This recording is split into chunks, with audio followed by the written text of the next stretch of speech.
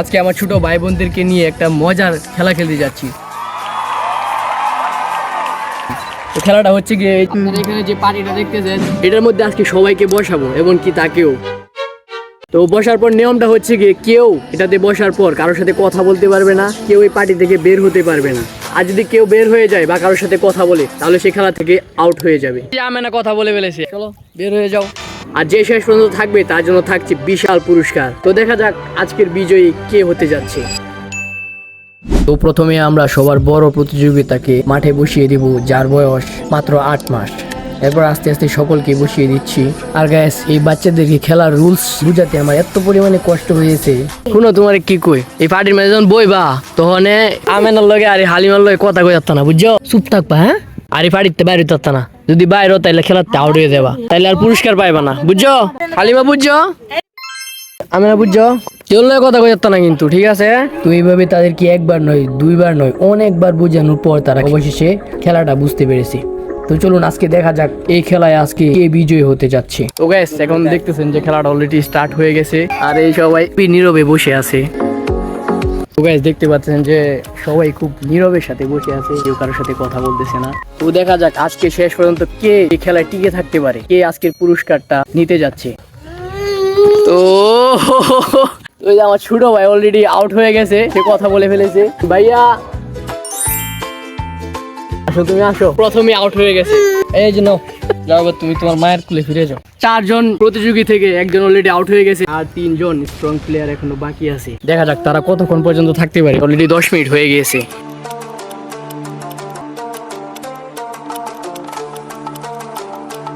আমার মনে হচ্ছে তারা খুবই ভালো করে গেমটা বুঝতে পারতেছে। সবাই সবার দিকে তাকাচ্ছে কিন্তু কেউ কারোর সাথে কথা বলতেছে না, অনেক চালাকির সাথে গেমটা খেলতেছে। আর এইভাবে অনেকক্ষণ যাওয়ার পর অলরেডি আরেকজন আউট হয়ে গিয়েছে। সে হচ্ছে গিয়ে যে আমাদের, তুমি কথা বললা কেন? যাও তুমি আউট। তো এই যে আরেকজন চলে গেছে, নাও তোমার জন্য এটা, আসো।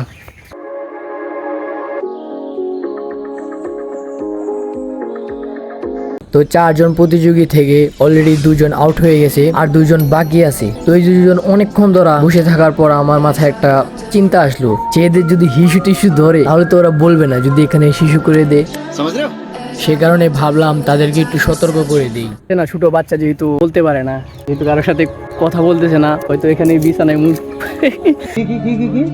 শিশু করে দিতে পারে। সে কারণে তাদেরকে আর কি সতর্ক করে দিলাম যে এখানে কেউ শিশু করবে না। আমার কইবা, হ্যাঁ ঠিক আছে।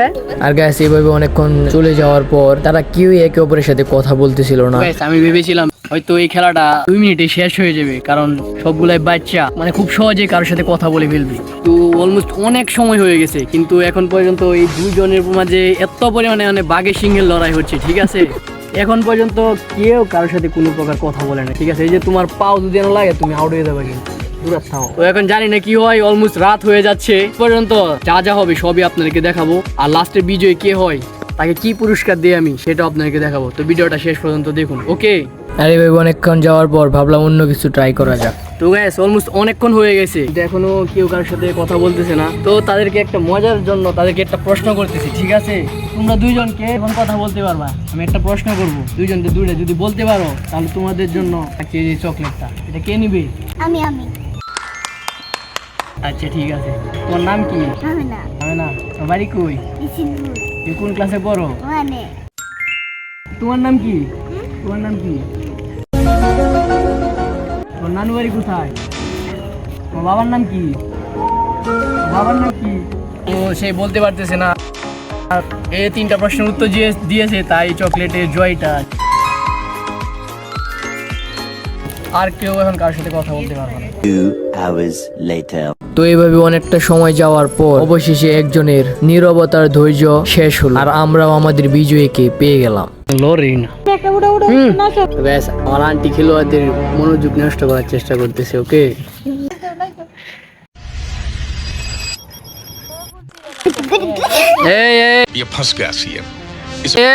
আমি না কথা বলে ফেলেছি। তুমি কথা বলেছো কেন? কি বলেছিলাম? এখন তো তুমি গেম থেকে আউট। তো গাইস আমরা এখন অনেক সময় ওয়েট করার পর আমরা বিজয়কে পেয়ে গেছি। সে হচ্ছে কি আমার ছোট বোন। নাম কি?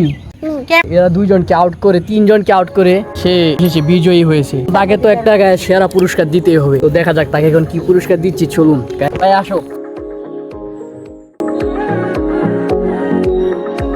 তো গাইস তাকে এখন আমি পুরস্কার দিতে যাচ্ছি। আর পুরস্কারটা এত বড় যে বাড়িতে আমি নিয়ে আসতে পারি না। তো একটু ওয়েট করেন, অবশ্যই আপনারা দেখতে পাবেন। আর তার পুরস্কারটা হলো এই পুরো দোকানটাই।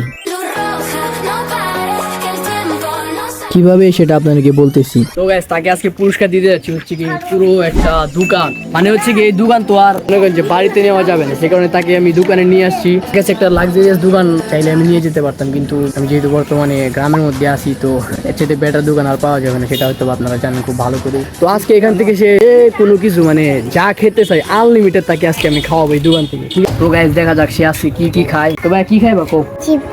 খাও। আর কি খাবে ভাইয়া এরপরে?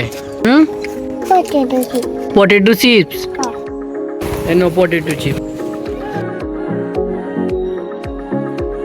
গাইস আমার বোন অলরেডি খাওয়া শুরু করে দিয়েছে। তো সে আজকে কতক্ষণ পর্যন্ত খায় আর কি কি খায় সেটা আমি নিজেও জানি না গাইস। তো চলুন দেখা যাক। তো ভাই এরপরে কি খাইবা?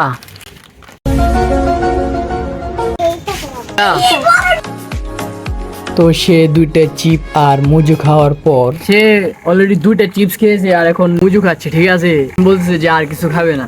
আর কিছু খাইবা? কিছু খাইবা না? না পেট ভরে গেছে? তো গাইস যেহেতু আমি প্রমিস করেছিলাম যে তাদেরকে আমি পুরস্কার দিব, আমি অবশ্যই দিয়েছি। তাকে আমি আনলিমিটেড আজকে খাওয়াইছি, তার যতক্ষণ মন চায় তাকে আছে ততক্ষণ খাইয়েছি। তো ভিডিওটা আমরা এখন এখানে শেষ করে দিচ্ছি। হচ্ছে পরবর্তী কোনো ভিডিওতে নতুন চ্যালেঞ্জে নতুন মানুষের সাথে। Please subscribe.